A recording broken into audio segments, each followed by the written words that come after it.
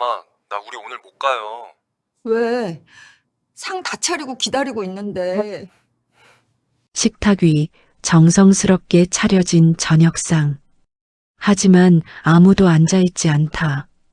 김이 모락모락 나던 갈비찜은 이미 식어 있고 깻잎전도 차갑다. 오늘도 기다렸다. 일주일 동안 준비했다. 그리고 전화 한 통을 받았다. 어머니, 오늘 못 갈 것 같아요. 나는 식탁 앞에 서서 식은 음식들을 바라본다. 화가 나지 않았다. 섭섭하지도 않았다.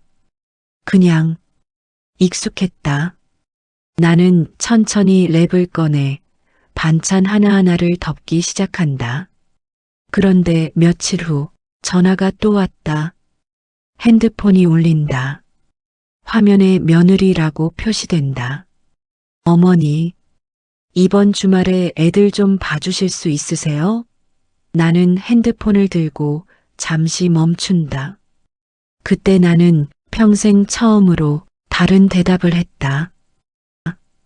깨끗하게 정돈된 거실. 식탁 위엔 반찬통들이 정갈하게 놓여 있다. 오늘은 아들 내외가 온다는 날이었다. 일주일 전에 약속했다. 아니, 정확히 말하자면 내가 먼저 물어봤다. 이번 주 토요일 저녁 어때? 했더니 그날 괜찮을 것 같아요 했다. 괜찮을 것 같다는 건 확실한 건 아니란 뜻이지만 나는 그걸로도 충분했다. 아니, 충분하다고 생각하려고 했다. 나는 앞치마를 두르고 부엌으로 간다. 냉장고에서 미리 만들어둔 반찬을 꺼낸다. 며칠 전부터 장을 봤다. 아들이 좋아하는 갈비찜, 며느리가 좋아한다던 깻잎전. 손주 생각해서 계란말이도 부드럽게 만들어뒀다. 애들이 오면 다 먹일 수 있게. 냉장고 문을 열 때마다 저 반찬들을 보면서 나는 괜히 기분이 좋아졌다. 누군가를 위해 뭔가를 준비한다는 것. 그게 나를 쓸모 있는 사람으로 만들어주는 것 같았다. 시계를 본다. 6시 10분. 6시 반쯤 온다고 했다. 아직 시간이 있다. 나는 상을 한 번 더 살폈다. 그릇 위치가 괜찮은지, 수저는 잘 놓였는지, 물컵도 미리 채워놨다. 애들이 오면 목마르다고 할 테니까. 남편이 거실 소파에 앉아 TV를 보고 있다. 하지만 집중하지 못하고 자꾸 시계를 본다. 애들 몇 시 온다고 했어? 6시 반쯤. 금방 오겠네. 금방 오겠지. 우리는 늘 그렇게 말했다. 금방 오겠지. 곧 오겠지. 이따 오겠지. 그 말이 우리를 의자에 앉혀놓고 기다리게 했다. 현관문이 열리는 소리를 기다리게 했다. 남편은 아무 말도 안 했지만 나는 알고 있었다. 저 사람도 나처럼 기다리고 있다는 걸. 저렇게 가만히 앉아서 TV를 보는 척하면서 사실은 손주들 얼굴을 떠올리고 있다는 걸. 나는 상을 다시 한번 살핀다. 그릇 위치를 조금 옮긴다. 나는 상을 차리는 게 좋았다. 아니, 좋다기보다는 익숙했다. 평생 이렇게 살았으니까. 누군가를 위해 밥을 하고 상을 차리고 기다리는 것. 그게 엄마의 일이고 아내의 일이고 할머니의 일이라고 생각했다. 그런데 요즘엔 가끔 이런 생각이 들었다. 나는 누구를 위해 사는 걸까? 6시 40분. 나는 핸드폰을 본다. 아무 연락도 없다. 조금 늦는 건 당연하다. 요즘 애들은 바쁘니까. 토요일인데도 일이 있을 수 있지. 손주들 챙기느라 시간이 걸릴 수도 있고. 나는 스스로에게 그렇게 말했다. 괜찮다고, 조금만 기다리면 된다고. 7시. 나는 냉장고 문을 열었다 닫는다. 남편은 여전히 TV를 보는 척한다. 7시가 넘었다. 반찬이 식을 것 같아서 냉장고에 넣었다가 다시 꺼냈다. 갈비찜은 따뜻해야 맛있으니까. 애들이 오면 바로 데워야지. 남편은 여전히 아무 말도 안 했다. 저 사람은 원래 말이 없는 사람이지만 오늘따라 그 침묵이 더 무겁게 느껴졌다. 나도 입을 열지 않았다. 뭐라고 말해야 할지 몰랐다. 핸드폰이 울린다. 나는 화들짝 받는다. 응, 아들. 전화가 왔을 때 나는 이미 알고 있었다. 이 전화가 사과라는 걸. 가슴 한쪽이 철렁 내려앉는 게 느껴졌지만 나는 최대한 밝은 목소리를 냈다. 괜찮은 척 하려고. 응, 그래.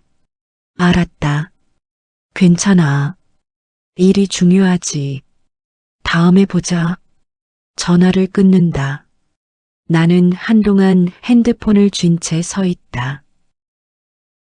오늘 애들 못 온대? 응. 회사에 일이 생겼대. 그래. 남편은 더 이상 묻지 않았다. 나는 천천히 부엌으로 갔다. 화가 나지 않았다. 섭섭하지도 않았다. 아니, 솔직히 말하면 섭섭했다. 하지만 그걸 인정하고 싶지 않았다. 화를 내거나 서운하다고 말하면 내가 이기적인 사람이 되는 것 같았다. 애들도 바쁜데 어쩔 수 없는 거잖아. 나는 그렇게 스스로를 설득했다. 나는 상위의 반찬들을 보며 멍하니 서 있는다. 갈비찜은 내일 데워 먹으면 되고, 깻잎전은 냉동실에 넣으면 되고, 계란말이는 우리 둘이 먹으면 되지. 괜찮다. 다 괜찮다. 나는 스스로에게 계속 그렇게 말했다. 그런데 손이 떨렸다. 랩을 꺼내서 반찬을 덮는데 손이 자꾸 떨렸다.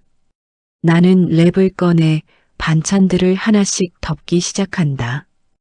일주일 동안 준비한 게 전화 한 통으로 사라지는 게 이상하게 익숙했다. 이게 처음이 아니었으니까. 지난달에도 그랬고 지지난달에도 그랬다. 약속을 하고 준비하고 기다리고 취소되고 그 과정이 반복될 때마다 나는 조금씩 무뎌지는 것 같았다. 아니, 무뎌지려고 노력했다. 나는 갈비찜 위에 랩을 씌우다가 멈춘다. 아들은 미안하다고 했다. 진심으로 미안해하는 것 같았다. 그래서 나도 괜찮다고 했다. 진심으로. 우리는 서로에게 거짓말을 하며 살았다. 아들은 진짜 미안한 게 아니고 나도 진짜 괜찮은 게 아니었다. 하지만 우리는 그걸 인정하지 않았다. 그래야 관계가 유지되니까. 며칠 후 나는 설거지를 하고 있다. 핸드폰이 울린다. 며느리다. 응, 며느리. 어머니, 저 부탁 하나만 드려도 될까요? 며느리의 목소리는 늘 조심스러웠다. 뭔가를 부탁할 때면 더 그랬다. 나는 이미 알고 있었다. 무슨 부탁인지. 애들을 봐달라는 거겠지. 예전 같았으면 전화를 받자마자 그래, 데려와 했을 것이다. 미안하다는 말도 먼저 했을 것이다. 우리가 뭐 별일 있겠어. 애들은 할머니가 봐야지 하면서 이번 주말에 애들 좀 봐주실 수 있으세요? 저희가 급한 일이 생겨서. 나는 잠시 말이 없다. 설거지하던 손을 멈춘다.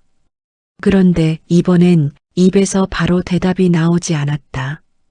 머릿속에 지난 토요일이 떠올랐다.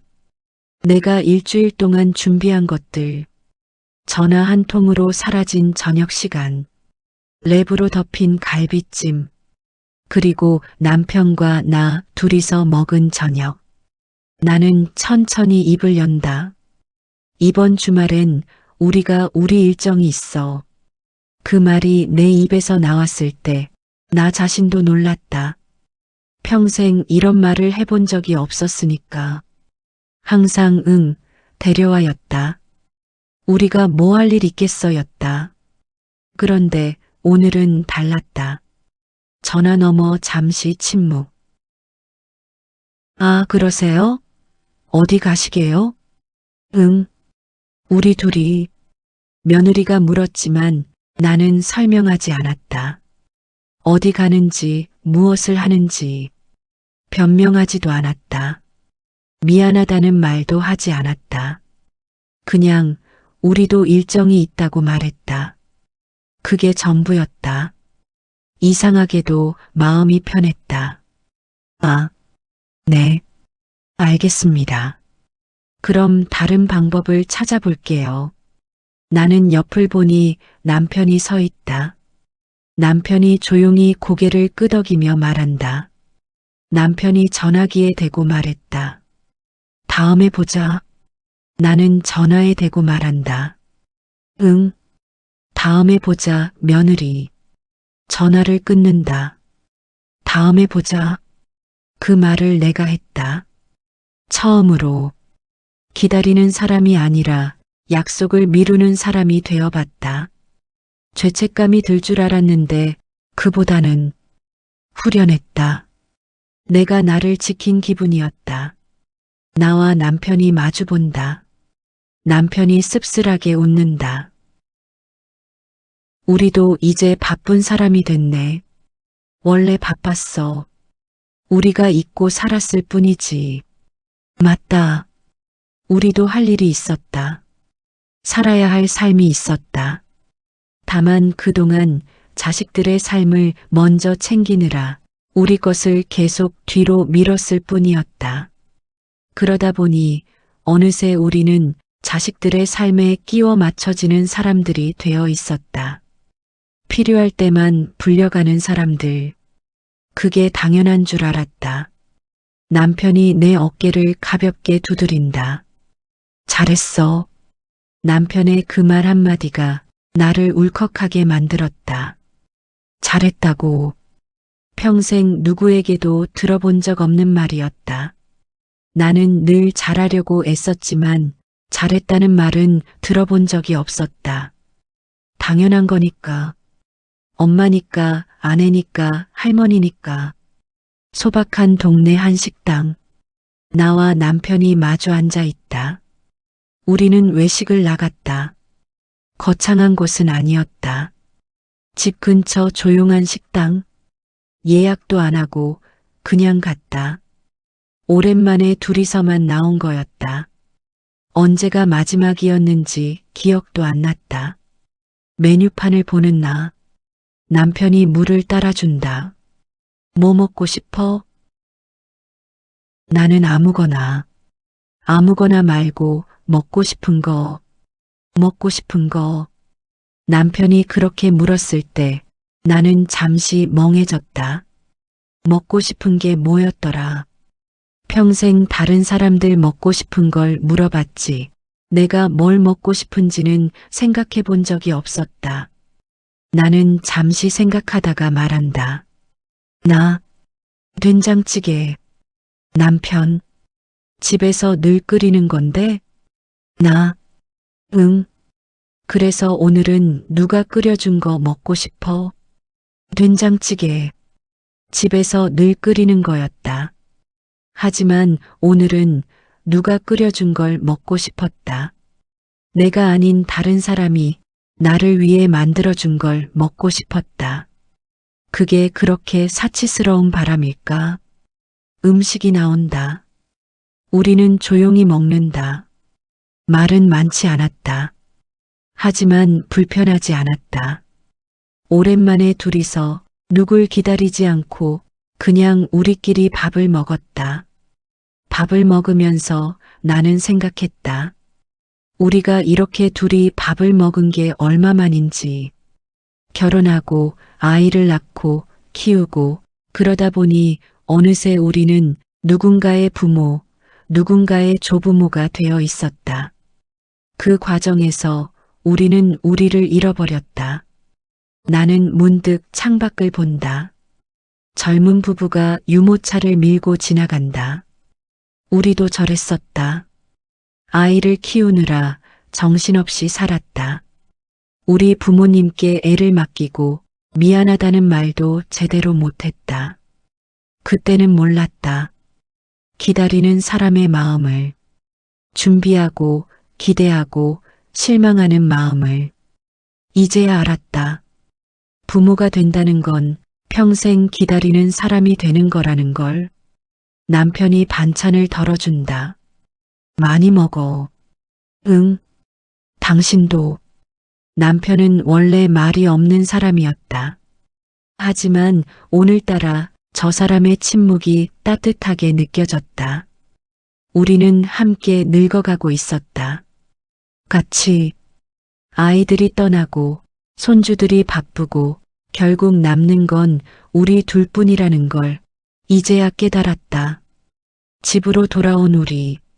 나는 신발을 벗으며 말한다. 오랜만에 외식했네. 그러게. 다음에 또 나가자. 우리 둘이. 응. 좋아. 다음에. 우리에게도 다음이 있었다. 자식들을 기다리는 다음이 아니라 우리가 선택하는 다음이, 우리가 계획하는 다음이, 그게 있다는 게 신기했다. 나는 거실 소파에 앉는다. 핸드폰을 본다. 아들에게서 온 메시지. 어머니, 이번 주말은 저희가 갈게요. 지난번에 못 가서 미안했어요. 나는 잠시 메시지를 보다가 답장을 쓴다. 나는 답장을 천천히 썼다. 예전 같았으면 응와. 밥 해놓을게 했을 것이다. 하지만 이번엔 달랐다.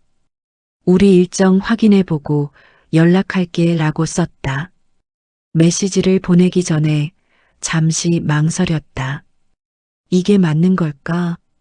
너무 냉정한 건 아닐까? 하지만 결국 전송 버튼을 눌렀다. 메시지를 보낸다. 냉정한 걸까? 아니다. 이건 냉정이 아니라 나를 지키는 법이었다. 평생 다른 사람들을 먼저 생각하며 살았다. 남편을, 자식들을, 손주들을. 그러다 보니 어느새 나는 내가 누군지 잊어버리고 있었다. 이제는 나도 나를 생각해야 했다. 나는 핸드폰을 내려놓고 창밖을 본다. 우리는 더 이상 기다리는 사람이 되지 않기로 했다. 사랑한다는 건 상대의 시간에 나를 맞추는 게 아니라 서로의 시간을 존중하는 거라는 걸 이제야 알았다. 늦었지만 아직 늦지 않았다. 남편이 옆에 앉는다. 우리는 나란히 창밖을 본다. 그리고 우리에게도 우리만의 시간이 필요하다는 걸. 자식들이 우리를 필요로 하는 만큼 우리도 우리를 필요로 한다는 걸. 부모이기 전에, 할머니이기 전에 나는 나였다. 그걸 잊고 살았다. 이제는 기억하고 싶다. 남편이 내 손을 잡는다.